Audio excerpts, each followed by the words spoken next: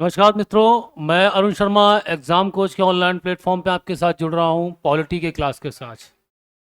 देखिए, आज की जो क्लास है एकदम बेसिक से स्टार्ट हो रही है और ये आपके हर एग्ज़ाम में ये क्लास आपको सहायता प्रदान करेगी।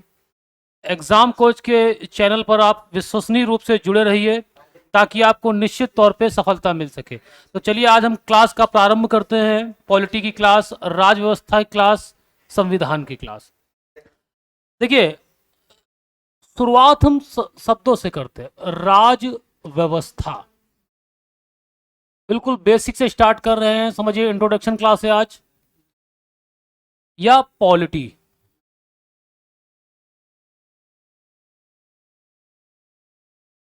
राज व्यवस्था, पॉलिटी, यहां पर इसका मतलब क्या है, ध्यान समझिए। बेटा, राज व्यवस्था जो है वो दो शब्दों का मेल है। एक है राज्य और दूसरी है व्यवस्था। इन दो शब्दों का मेल है, एक है राज्य और दूसरी है व्यवस्था। देखिए, राज्य और व्यवस्था का मतलब है एक प्रणाली या सिस्टम। तो किसी राज्य की शासन व्यवस्था को या सिस्टम को संचालित करने के लिए या सुचारू ढंग से चलाने के लिए हमें कुछ नियम, कानून और पदों की आवश्यकता होती है। या किसी राज्य की जो शासन व्यवस्था है, इसको चलाने के लिए हमें क्या चाहिए? नियम चाहिए यानी रूल, कानून यानी लॉ, और पद चाहिए। ये जो बुनियादी नियम और कानून है, यानी बुनियादी मतलब बेटा बेसिक, जो आधार हैं, जिनको हम आधार बनाकर आगे नए नए नियमों को बनाते रहते हैं, इन्हें बुनियादी नियम कहते हैं। तो बुनियादी नियम, कानून और पद जब ये एक जगह पर संग्रहित कर देते हैं, संकलित कर देते हैं, तो क्या कहलाता है? तो ये कहलाते हैं बेटा कॉन्स्टिट्यूशन या संविधान। बात समझ में आई? किसी राज्य की शासन प्रणाली को सुचारू ढंग से संचालित करने के लिए हमें नियम और कानून चाहिए होते हैं। यही नियम और कानून उस राज्य का संविधान कहलाता है। यही नियम और कानून उस राज्य का क्या कहलाता है? संविधान कहलाता है। इतनी बात क्लियर हुई? यहां पर बेटा एक शब्द आया है राज्य। देखो, राज्य क्या होता है? कहा गया है राज्य एक परिकल्पना है।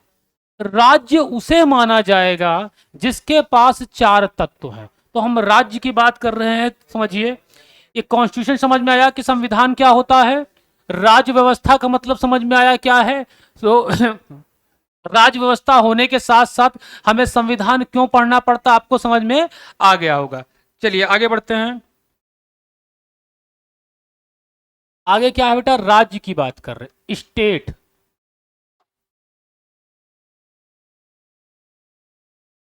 राज्य की बात कर रहे हैं यानी स्टेट की बात कर रहे हैं।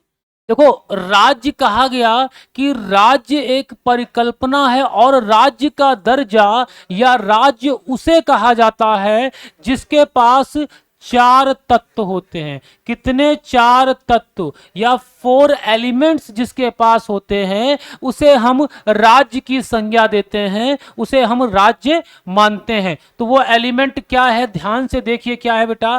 पहला एलिमेंट जो है वो है निश्चित भूभाग। क्या है? निश्चित भूभाग, यानी एक ऐसा एरिया जो निश्चित हो, यानी उसकी एक सीमा हो, एक बाउंड्री हो, एक बॉर्डर हो। यानी किसी राज्य के होने के लिए पहली कंडीशन क्या है? एक निश्चित भूभाग या निश्चित एरिया जिसका एक बाउंड्री हो, एक बॉर्डर हो, वो होना चाहिए। इतनी बात समझ में आई? दूसरा बेटा क्या है? दूसरा है जनसंख्या, पॉपुलेशन। उस भूभाग पर एक जनसंख्या निवास करनी चाहिए। उस भूभाग पर क्या होना चाहिए? एक जनसंख्या का निवास होना चाहिए। देखो, पहला कंडीशन है कि एक भूमि का टुकड़ा होना चाहिए जो निश्चित हो। वैसा तो नहीं है पूरी पृथ्वी पर पूरी जमीन है, पूरा भूमि है। अब पूरी भूमि की बात नहीं करेंगे, पूरी भूमि मतलब नहीं, एक ऐसा एरिया जिसका एक निश्चित क्षेत्रफल हो, यानी उसकी एक बाउंड्री होनी चाहिए, पहली कंडीशन। और दूसरी बात यह है कि उस एरिया पर, उस क्षेत्रफल पर एक जनसंख्या होनी चाहिए। अब जैसे जो पोल्स हैं वहां भी जमीनी है, बर्फ है, बर्फ के जमीन है, उसके ऊपर बर्फ है, लेकिन क्या है, क्या वहां पर कोई पॉपुलेशन है, कोई जनसंख्या है? नहीं है। किस पे आप रूल करोगे? किसके लिए संविधान बनाओगे? किसके लिए नियम और कानून बनाओगे? जब जनसंख्या ही नहीं होगी तो आप किसके लिए नियम कानून बनाएंगे? कैसे उस सिस्टम चलाएंगे? तो जनसंख्या, एक निश्चित जनसंख्या वहां पर क्या होनी चाहिए? निवास करनी चाहिए। तीसरी है सरकार यानी गवर्नमेंट। तीसरा क्या है? सरकार यानी गवर्नमेंट। अब उस क्षेत्रफल पर जो जनसंख्या निवास कर रही है उसे रूल करने, उसे गवर्न करने के लिए, उसका शासन चलाने के लिए क्या चाहिए? एक सरकार चाहिए। और चौथा जो इसका एलिमेंट है जो सबसे महत्वपूर्ण है, संप्रभुता या सॉवरेंटी। संप्रभुता, संप्रभुता इकलौता ऐसा इसमें एलिमेंट है जो सबसे महत्वपूर्ण है राज्य होने के लिए। इसका जो चौथा एलिमेंट है वो सबसे महत्वपूर्ण है राज्य होने के लिए। क्या है? संप्रभुता। और क्यों महत्वपूर्ण है? देखिए, संप्रभुता का बेटा मतलब यह है कि कोई राज्य निर्णय कैसे लेता है, निर्णय लेने की क्षमता। क्या है इसका मतलब? निर्णय लेने की क्षमता।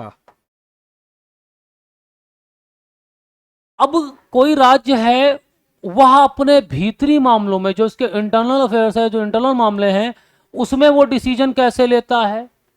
वो विदेशी जो राज्य हैं उनके साथ उसके कैसे संबंध होंगे, इसका निर्णय कौन लेगा?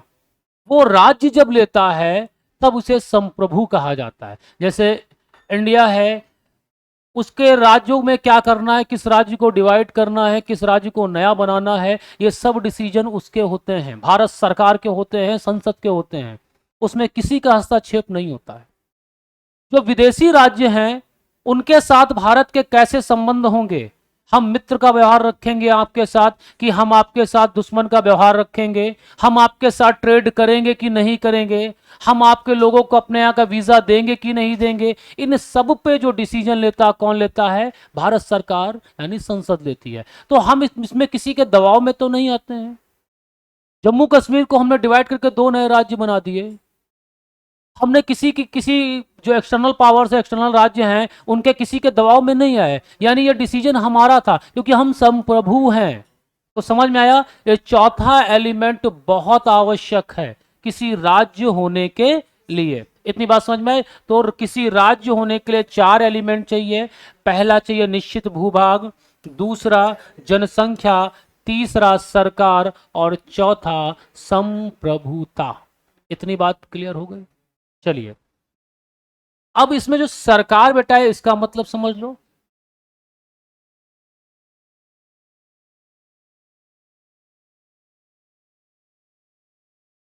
सरकार,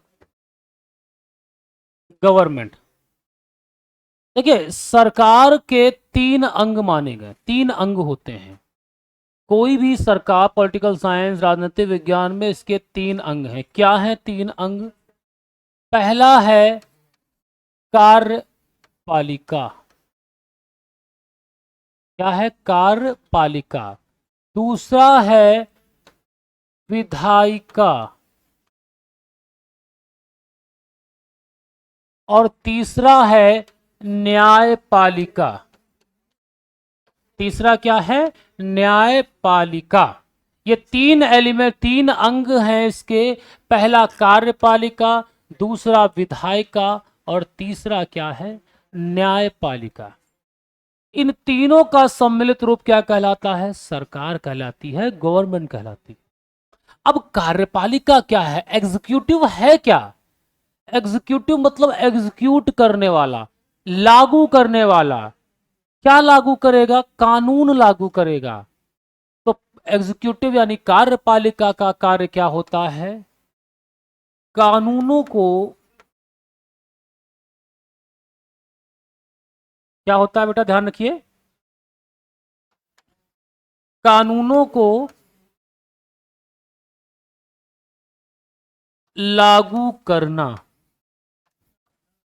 कानूनों को लागू करना किसका काम है? एग्जीक्यूटिव का काम है, कार्यपालिका का काम है। विधायिका, लेजिस्लेचर या लेजिस्लेटिव क्या है?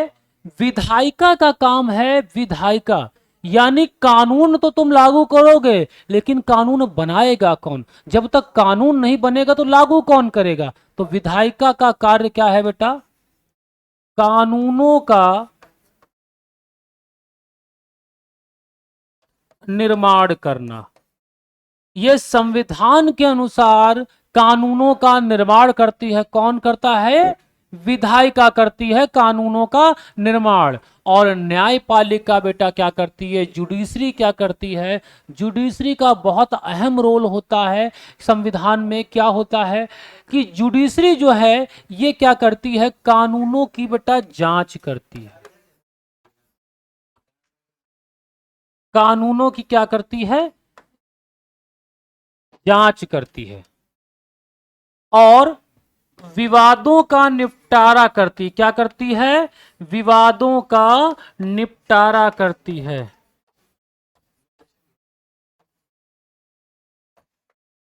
बात समझ में आई? सरकार के तीन अंग हैं। पहला है कार्यपालिका, दूसरा है विधायिका, तीसरा है न्यायपालिका। ये तीनों अंगों का सम्मिलित रूप सरकार कहलाता है। और सरकार एक तत्व है राज्य का। और इसके अंदर कार्यपालिका का कार्य है कानूनों को लागू करना, विधायिका का कार्य है कानूनों का निर्माण करना, और न्यायपालिका का कार्य है कानूनों की जांच करना। इतनी बात समझ में आई? चलिए आगे बढ़े। चलिए, अब ये बेसिक बातें हो गई। अब हम अपना पहला टॉपिक प्रारंभ कर रहे हैं। पहला टॉपिक हम प्रारंभ कर रहे हैं। देखिए पहला टॉपिक हमारा क्या है? संविधान का पहला टॉपिक है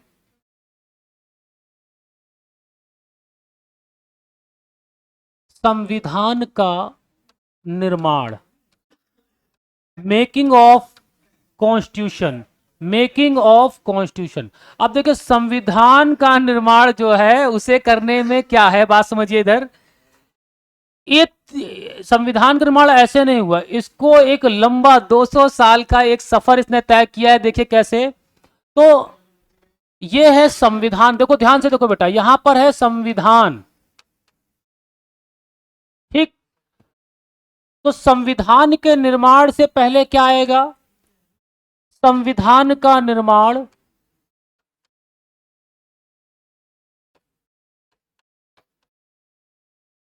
संविधान का निर्माण।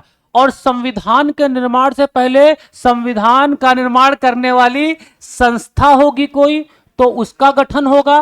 तो संविधान सभा का गठन, ठीक। अब संविधान सभा का गठन रातों रात तो नहीं हुआ होगा, इसके पीछे भी एक कोई ना कोई कारक होगा, कोई ना कोई कारण होगा। तो बेटा यहां पर इसके पीछे जो कारण है उसे कहा जाता है ऐतिहासिक पृष्ठभूमि। क्या कहते हैं? ऐतिहासिक पृष्ठभूमि या हिस्टोरिकल बैकग्राउंड ऑफ कॉन्स्टिट्यूशन। संविधान का ऐतिहासिक पृष्ठभूमि या संविधान का विकास क्रम। इतनी बात समझ में आई? बहुत ध्यान से देखिए। तो पहले हम जानेंगे संविधान का ऐतिहासिक पृष्ठभूमि, संविधान की ऐतिहासिक पृष्ठभूमि जानेंगे। उसके बाद हम निर्माण करेंगे, संविधान सभा का गठन करेंगे। फिर हम जानेंगे कि संविधान का जानेंगे कि संविधान का निर्माण कैसे हुआ और संविधान में क्या क्या है। संविधान के साइलेंट फीचर्स जानेंगे, उसके फीचर्स के बारे में जानेंगे, उसके स्रोत के बारे में जानेंगे कि भारतीय संविधान का स्रोत क्या क्या है, किस देश के संविधान से क्या क्या लिया गया है और वर्तमान समय में जो संविधान है उसमें क्या क्या है। तो ये सबसे अंतिम में जानेंगे। तो हमारा पहला टॉपिक बेटा क्या होगा, संविधान का विकास क्रम या हिस्टोरिकल बैकग्राउंड ऑफ कॉन्स्टिट्यूशन। चलिए शुरू करें। देखिए टॉपिक देखिए बेटा, ऐतिहासिक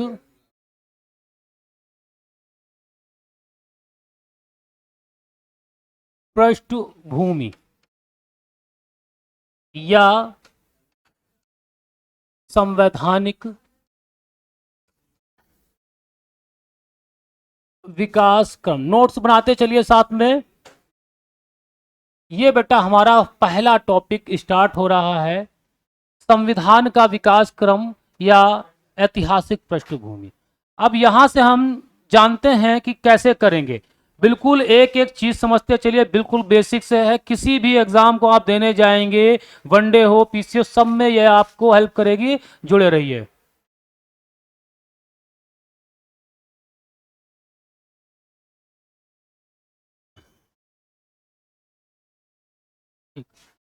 अब देखिए ऐतिहासिक पृष्ठभूमि का मतलब क्या है।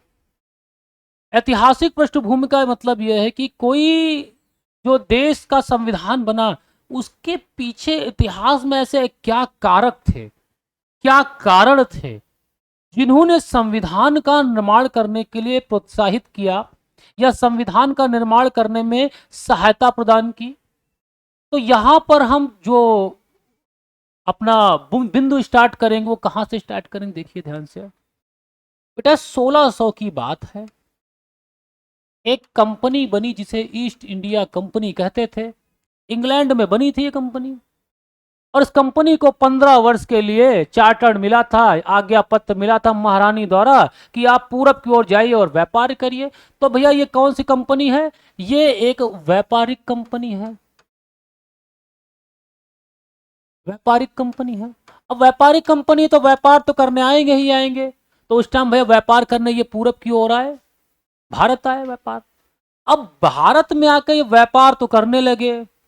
मुगल बादशाहों से इनको समय समय पर फरमान मिलते गए, कहीं टैक्स फ्री की दस्तक मिल गई तो टैक्स नहीं देना पड़ता था। फिर उन्होंने सेनाएं बनाई, युद्ध किए और भारत के इतिहास को बदल के रख दिया। तो अभी जो भारत है इस समय की बात है, मुगल साम्राज्य बहुत बड़ा है।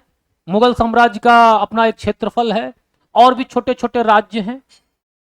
आगे चल के जब मुगल राज्य का विघटन धीरे धीरे होगा तो नए नए राज्यों की उत्पत्ति होगी, नए नए रियासतें बनेंगी। अब यहां पर अभी संयुक्त नहीं है, सब रियासतों के अपने कानून हैं, अपनी एक विधान है। जो भी रियासतें हैं या मुगल साम्राज्य इतना फैला उसका अलग है, दक्षिण भारत में जो राज्य है उनका अलग है। सबका अपना अपना एक विधान है, क्योंकि राज्य पे जो राजा शासन कर रहा है वो धर्म के अनुसार होता था और धर्म के अनुसार वहां का विधान चलता था। तो यहां भी चल रहा है। अब ब्रिटिश जब आए, कंपनी जब आती है तो एक कंपनी व्यापार करने के लिए बेटा आई थी, लेकिन व्यापार करने करने के साथ साथ इसने एक चीज समझी कि यहाँ पर कमजोरी क्या है, इस देश पे आसानी से हम कब्जा कर सकते हैं, आसानी से हम इस पे शासन कर सकते हैं। तो हर चीज सही चल रही थी। बात है बेटा 1757 की।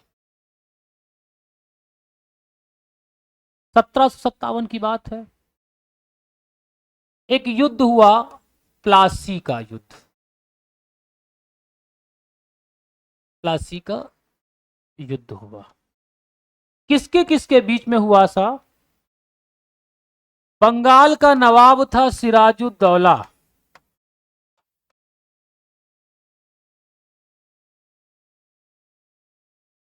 और अंग्रेज के बीच, क्लाइव के बीच हुई थी।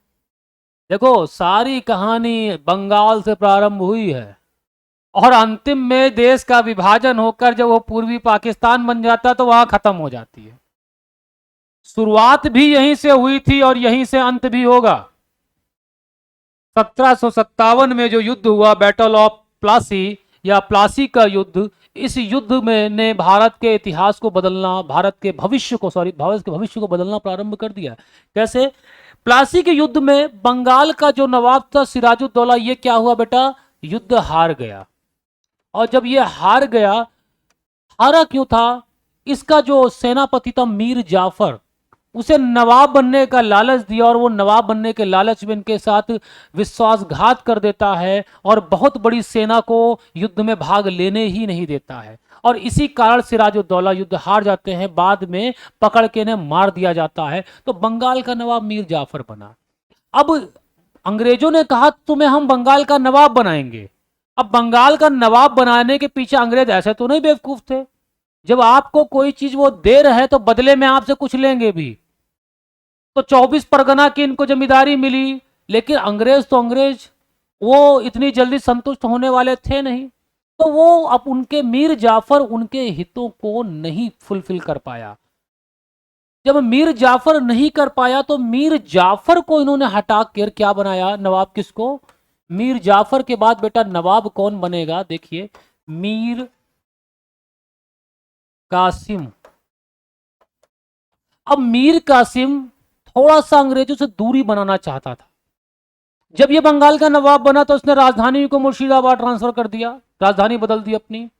अंग्रेजों को लगा कि ये और दूसरे यूरोपियों के साथ मिल जाएगा, फ्रांसीसियों के साथ मिल गया है, तो इसने क्या किया, अंग्रेजों ने क्या किया, इसको भी पद से हटा दिया और वापस बना दिया मीर जाफर को।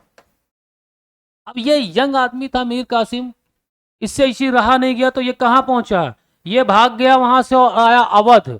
और अवध में संयुक्त सेना बनाई बेटा। क्या बनाई? संयुक्त सेना। किसकी किसकी? 3 लोगों की। एक तो अवध का नवाब जिसका नाम सुजाउद्दौला था, मुगल बादशाह शाह आलम द्वितीय और मीर कासिम, इन तीनों ने संयुक्त सेना बनाई और निर्णय यह हुआ कि हम एक युद्ध लड़ेंगे ब्रिटिश के साथ, अंग्रेजों के साथ, कंपनी के साथ लड़ेंगे और उस युद्ध में उनको हराकर हम बंगाल पर आधिपत्य कर लेंगे। तो किसके किसके बीच में हुआ? अंग्रेजों के बीच। लेकिन ये तीनों हार गए। इस युद्ध को कहा गया बेटा, इस युद्ध को कहा गया बक्सर का युद्ध, बैटल ऑफ बक्सर। कब हुआ?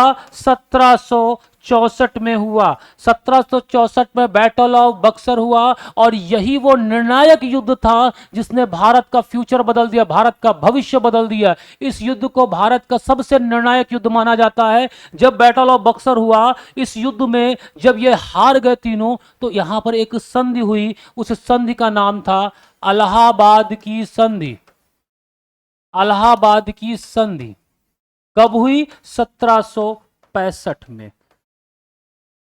देखिए, संवैधानिक इतिहास या हिस्टोरिकल बैकग्राउंड में आप जब तक ये नहीं जानेंगे कि इतिहास का सबसे महत्वपूर्ण पहलू यही है कि आप अगर उसके क्रम को जानते हैं, उसकी क्रोनोलॉजी को जानते हैं, तो आप चीजों को जोड़ते चले जाएंगे। अभी मैं सीधे रेगुलेटिंग एक्ट से उठा लेता तो आपको यह समझ में नहीं आता कि रेगुलेटिंग एक्ट आया ही क्यों था। बात समझ में आ रही है? तो यहां पर इलाहाबाद की संधि हो गई 1765 में। क्यों हुई? बक्सर के युद्ध के बाद।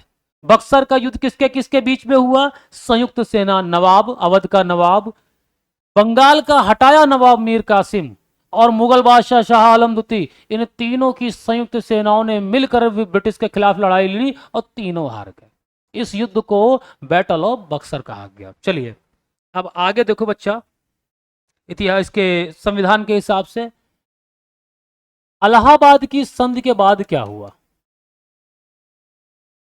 हम इसमें केवल मेन पॉइंट जानेंगे, बाकी इतिहास में पढ़ा जाएगा।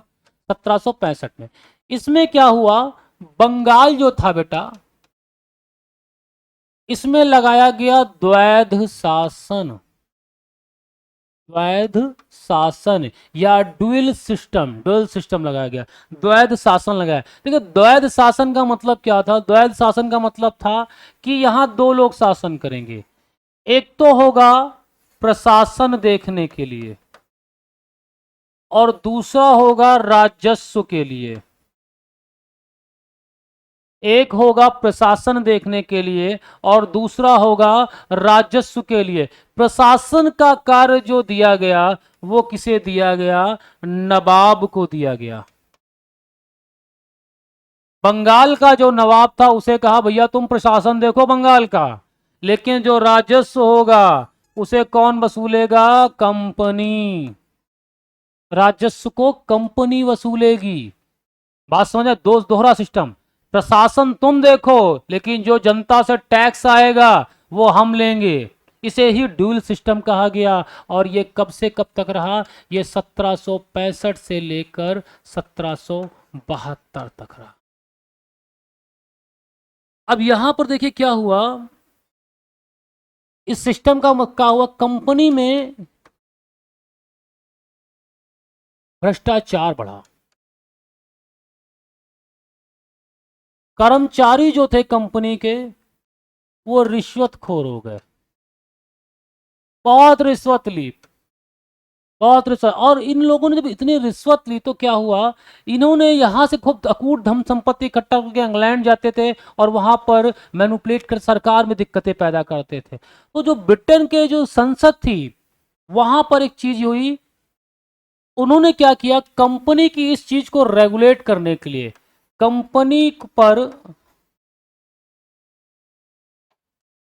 नियंत्रण करने के लिए क्या किया बेटा? सन 1773 में क्या लाया? रेगुलेटिंग एक्ट लाए।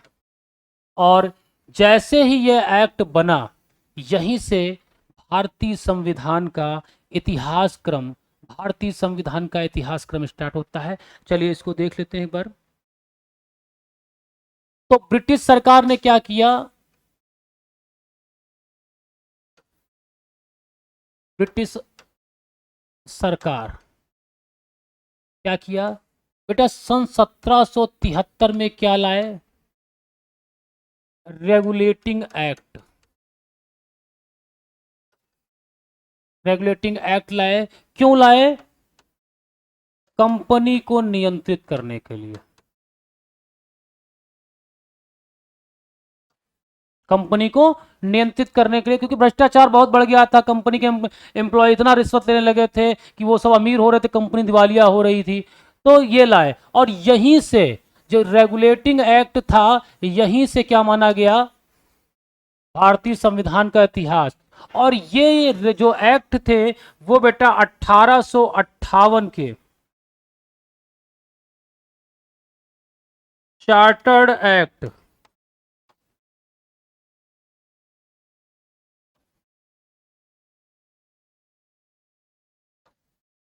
1858 के चार्टर्ड एक्ट।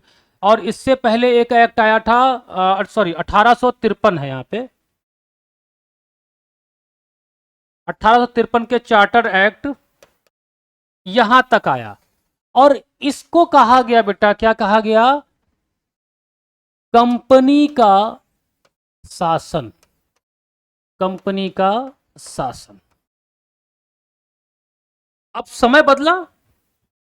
इतना शोषण तुमने कर लिया था तो जनता शांत थोड़ी ना बैठती। समय बदला, शोषण सहते रहे। 1757 से शोषण सहते सहते 1857 आ गया, 100 साल पूरे हो गए। और 100 साल में जो धीरे धीरे ये आक्रोश इकट्ठा हो रहा था, वो फलस्वरूप उसका फल क्या निकला? 1857 की क्रांति, जिसने कंपनी को जड़ से उखाड़ फेंका। और कंपनी को जड़ से उखाड़ने के बाद government of India act, government of India act 1858 आया। क्या आया? Government of India act 1858। अब ये एक्ट भारत सरकार के लिए बन रहा है। और जो कंपनी का क्षेत्र था, जिसे कंपनी ने जीता था, जिसे कंपनी ने अपने अधिकार में लिया था, उसे ब्रिटिश प्रांत यानी ब्रिटिश क्षेत्र कहा जाने लगा। और ये एक्ट बेटा कहां तक गए? भारतीय स्वतंत्रता अधिनियम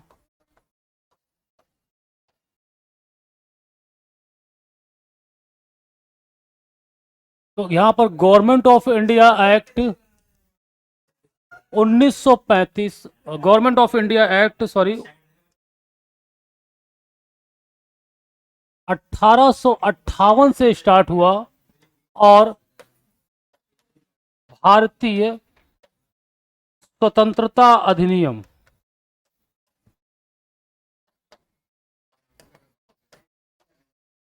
1947 पर यह समाप्त हो जाता है। और इसे कहा गया है बेटा ताज का शासन। यह है भारतीय संविधान का ऐतिहासिक विकास क्रम या historical background of Indian constitution. अब इसमें हम एक एक जो एक्ट आए थे, regulating act, charter act, government of India act, Indian council act, इन सब एक्टों पर हम विस्तार पूर्वक चर्चा करेंगे, क्योंकि यहां से प्रश्न बनते हैं और धीरे धीरे इन एक्टों को कंप्लीट करके अपने इस टॉपिक को कंप्लीट करेंगे। तो मिलते हैं अगली क्लास में, इन सभी एक्टों को रेगुलेटिंग एक्ट से प्रारंभ करेंगे, एक एक प्रावधान जो इंपॉर्टेंट है उसके बारे में हम चर्चा करके आगे बढ़ेंगे। तो मिलते हैं कल की क्लास में, धन्यवाद।